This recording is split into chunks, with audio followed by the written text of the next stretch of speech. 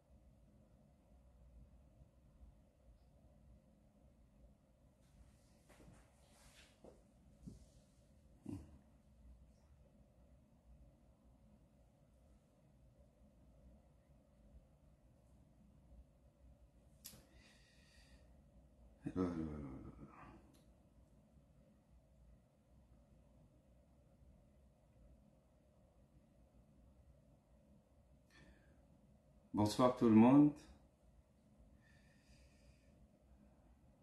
Et j'espère que vous allez bien, que la semaine a bien commencé.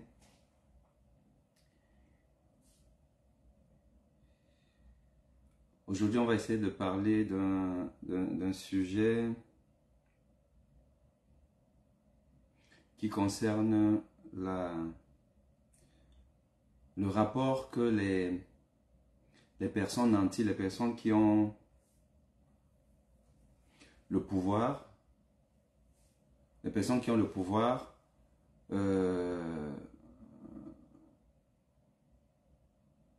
rapports qu'ils ont aux autres, aux administrés, aux gens pour qui ils sont nommés, pour qui ils ont une responsabilité, et quel est le rapport qu'ils entretiennent donc avec les gouvernés. Parce que c'est bien beau qu'on reproche au président de la République, au gouvernement, qu'on leur reproche d'être pas assez empathique avec la population, de ne pas être très à l'écoute de la population. Mais il se trouve que cette population-là, qui elle aussi a des représentants dans certaines sphères décisionnelles, quelle que soit leur taille, leur importance, mais la population, c'est qui? La population, c'est nous tous. La population, c'est le chef de service, c'est le responsable d'une école, c'est le directeur d'une école, c'est le responsable d'une association, une association caritative, une association à but non lucratif, ceux qui sont en charge sociale et sociétale, nous qui nous plaignons, sauf que quand nous avons une parcelle de pouvoir, de responsabilité, nous répétons en fait les reproches que nous faisons à ceux qui sont en haut, les N+1 ou les N+2 ou +3. Ce qui veut dire que nous avons tous une responsabilité dans ce que nous sommes dans une société qui a de la peine à mettre l'individu au centre de ses préoccupations. Le résultat des courses, chacun de nous a une souffrance, chacun de nous a des regrets, chacun de nous ressent un manque dans son quotidien pour pouvoir estimer avoir une vie à peu près normale, une vie que ses efforts méritent d'avoir. Nous allons ici parler d'une scène qui fut virale et qui, j'ai envie de dire, qui est même virale dans les réseaux sociaux. Une scène qui montre à suffisance comment l'être humain est méchant, comment celui qui a à manger préfère voir son semblable mourir de faim parce que il lui prend le peu qu'il a pour ajouter à sa satiété, pour ajouter à sa richesse. On a l'impression que l'argent appelle l'argent. Plus on a de l'argent, plus on a envie d'en avoir et plus on a envie que ceux qui n'ont pas n'aient pas de l'argent. Comment peut-on expliquer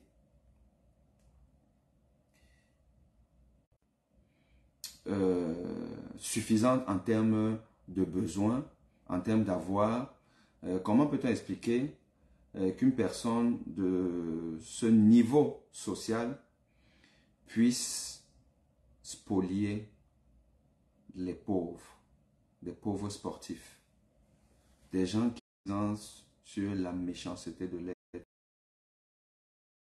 pousser des gens affamés, des gens sans avenir, sans espoir, qui peut les pousser à poser des actes d'une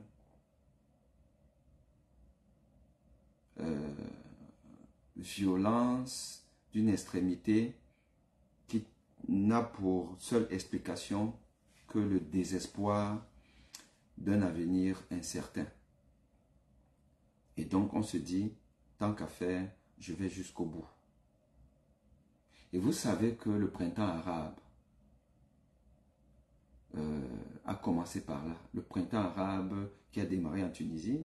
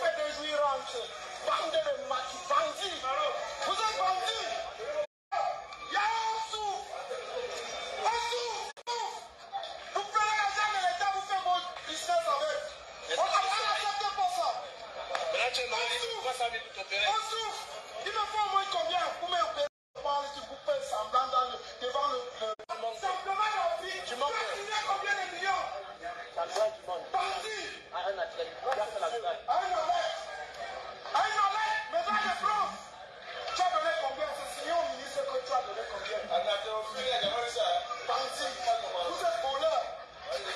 Tu mets tout ça.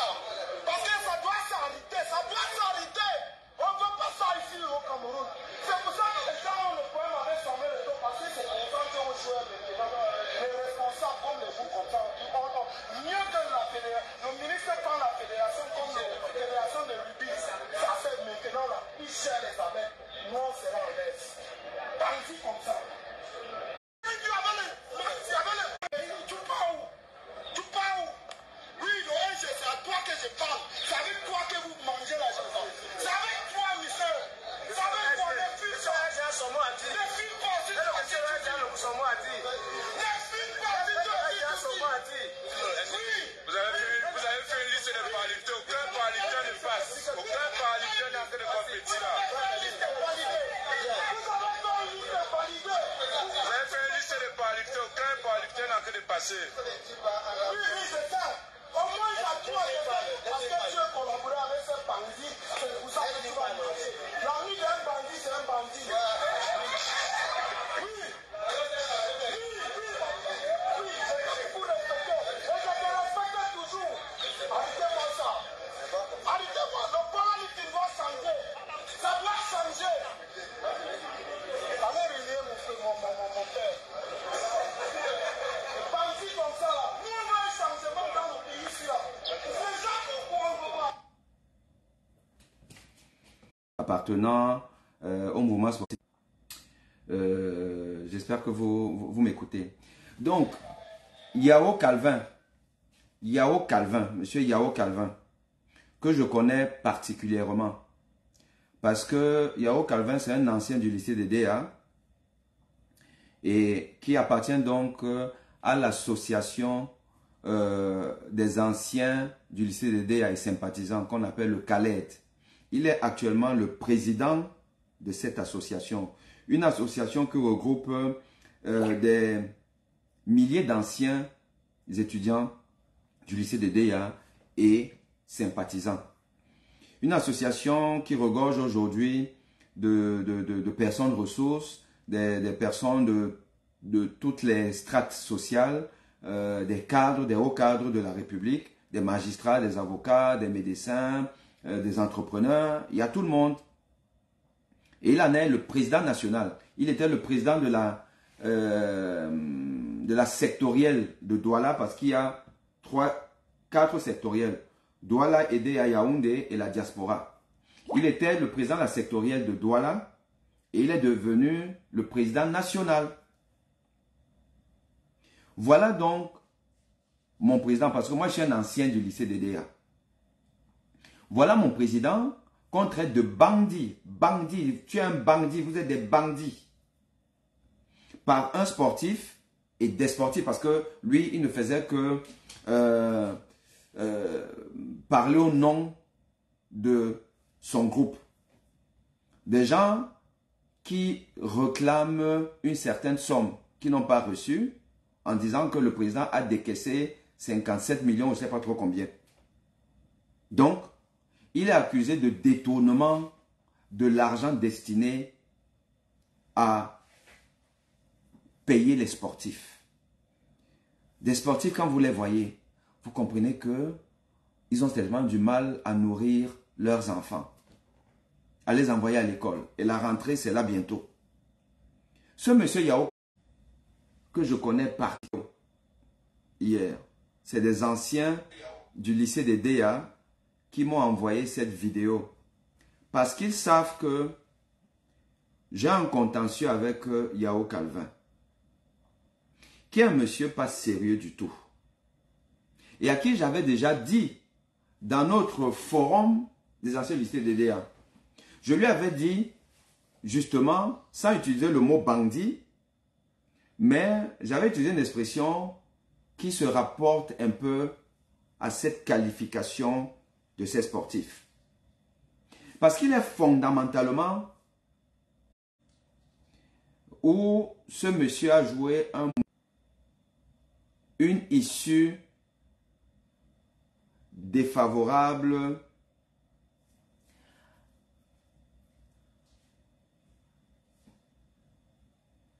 à mon intérêt, mais au profit d'une personne qui, dans un système judiciaire normal, vertueux, une personne qui devrait aller en prison.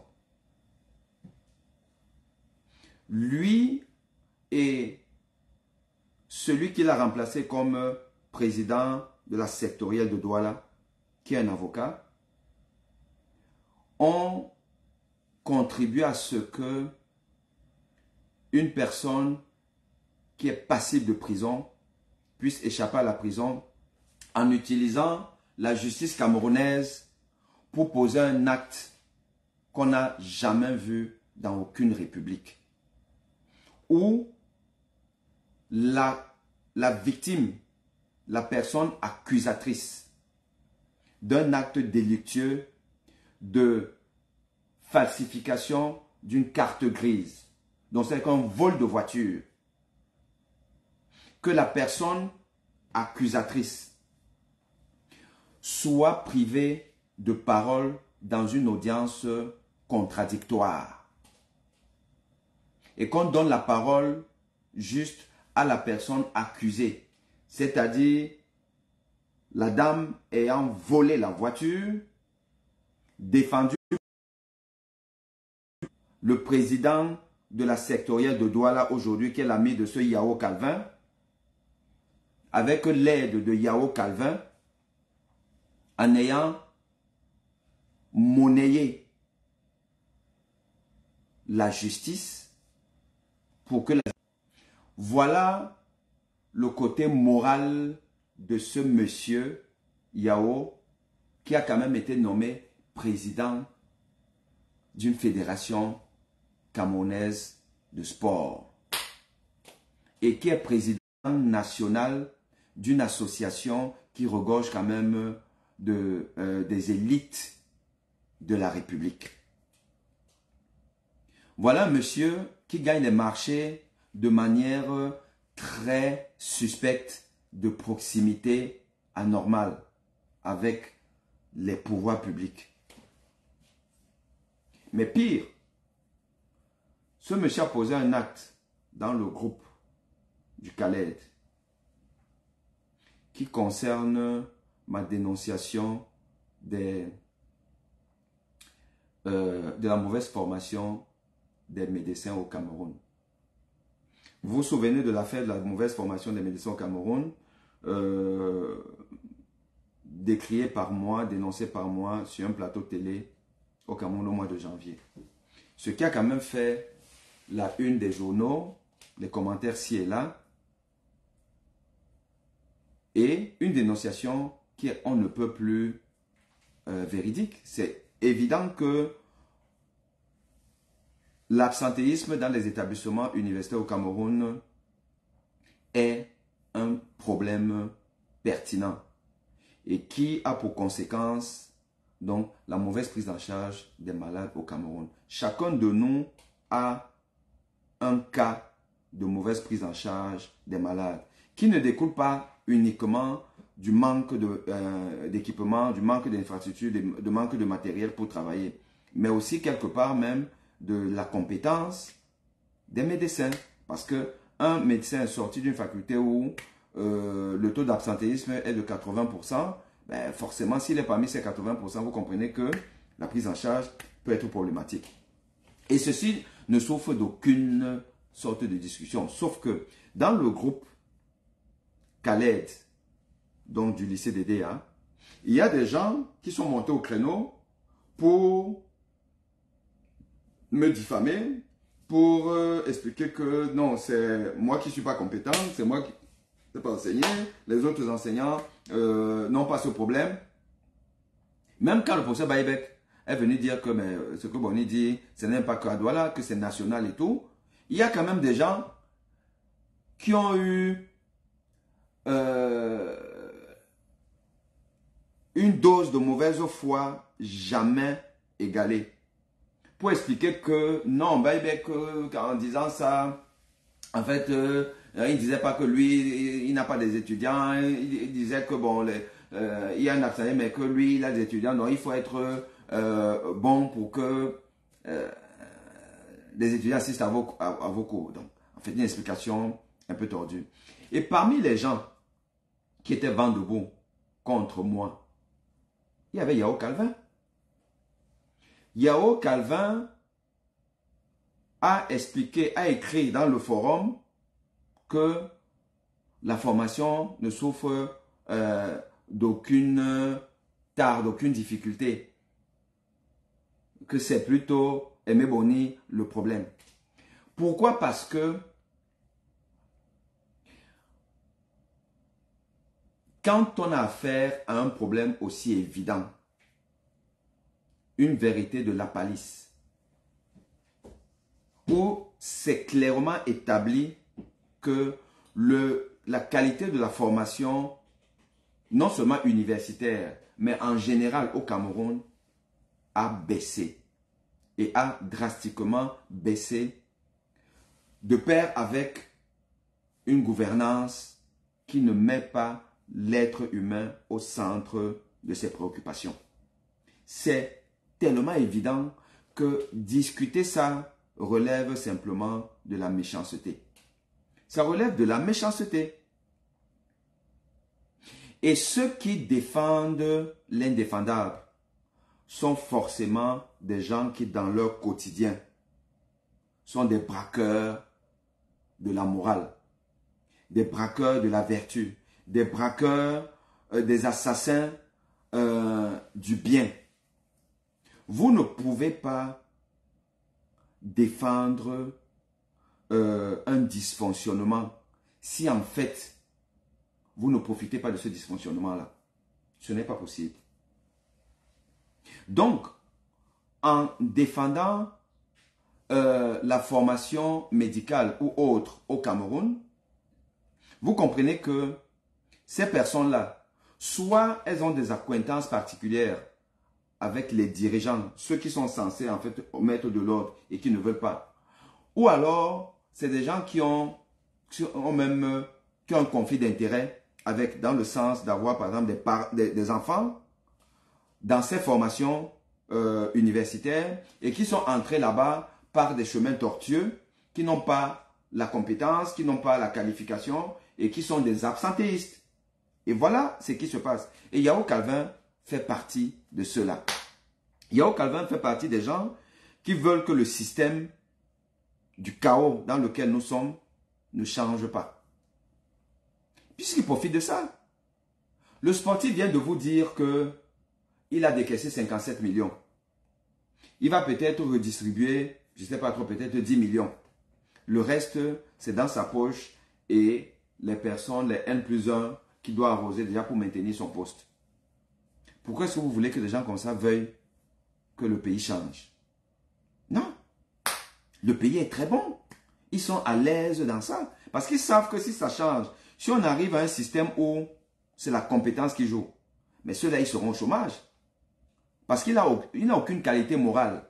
Vous ne pouvez pas être le président d'une fédération de sport où en fait, les personnes dont vous avez la charge sont des pauvres.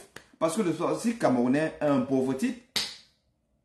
Le sportif camerounais est un pauvre type. Donc ces présidents qui normalement doivent venir dans une association, c'est une association sportive. Ce n'est pas une association de business. Donc vous venez là comme un mécène qui vient faire du sacerdoce. On ne vient pas dans une fédération pour s'enrichir. On vient pour donner un peu de son temps et même un peu de ses moyens. Mais vous comprenez que ces gens-là, ils viennent là pour s'enrichir. Donc dans un système vertueux où on va tout contrôler, où vous n'aurez pas la possibilité de faire des écarts de comptabilité, comprenez qu'ils ne vont pas trouver leur compte. Donc ils ne peuvent pas vouloir que ça change. Donc il faut continuer à former des mauvais étudiants qui vont mal soigner la population, une population qui sera toujours malade, donc fragile. Quand vous êtes malade, ben vous n'êtes pas productif. Si vous n'êtes pas productif, vous n'allez pas pouvoir vous nourrir. Et donc, après vous soigner. Et envoyer vos enfants à l'école. Donc, ils auront un niveau d'éducation bas. Et avec un niveau d'éducation bas, ben, on ne peut pas réclamer ses droits. Or, l'État a l'obligation d'apporter ou d'accorder à sa population un minimum vital pour vivre. Or, avec un niveau d'éducation bas, des soins de santé de bas de gamme, vous avez une population qui est condamnés à subir. Voilà comment on arrive à consolider les privilèges des en haut d'en haut, des rassasiés. Et on continue à affamer les affamés. Le Tanga Nord et le Tanga Sud. C'est de ça qu'il s'agit. Et M. Yao Calvin, donc, est quelqu'un de fondamentalement pas sérieux, de fondamentalement peu recommandable. Et je lui ai dit, il sait, dans le forum, je lui ai dit, il sait que je considère que il est, comme a dit ce sportif, c'est comme ça qu'il est. Il ne peut donc pas être président d'une fédération camerounaise d'un sport. Il n'en a pas la qualité. Il est fondamentalement malhonnête. Il ne peut pas être président national de l'association des anciens du lycée des DEA et sympathisants. Et je pense qu'il va falloir qu'une pétition soit lancée pour qu'on le démette de ses fonctions de président national de notre association. Il n'a pas les qualités morales. Parce que déjà, cette histoire-là qui est virale, mais elle n'honore pas notre association. Et je crois qu'à un moment donné, le peuple camerounais doit être très attentif à tout ce qui est contraire à la déontologie, contraire à la morale, contraire au civisme. Nous devons faire attention à ça, nous devons être à cheval sur ça, nous devons exiger ça de tous ceux qui ont une certaine responsabilité de groupe. Sinon, nous allons continuer à être mal gouvernés. Et la gouvernance n'est pas simplement celle du palais présidentiel. La gouvernance, c'est à tous les niveaux.